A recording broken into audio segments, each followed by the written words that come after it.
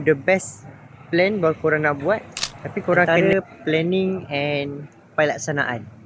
Korang kena ada satu planning, tetapi korang janganlah mewujudkan planning itu yang terlalu rumit atau terlalu panjang, menyebabkan korang rasa korang tak mampu nak buat.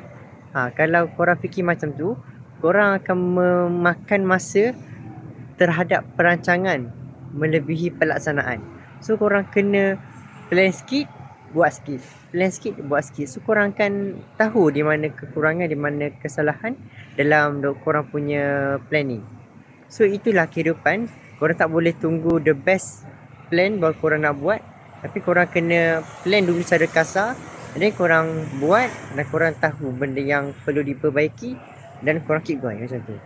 Dia bukan soal korang dah plan A sampai Z and then korang buat je.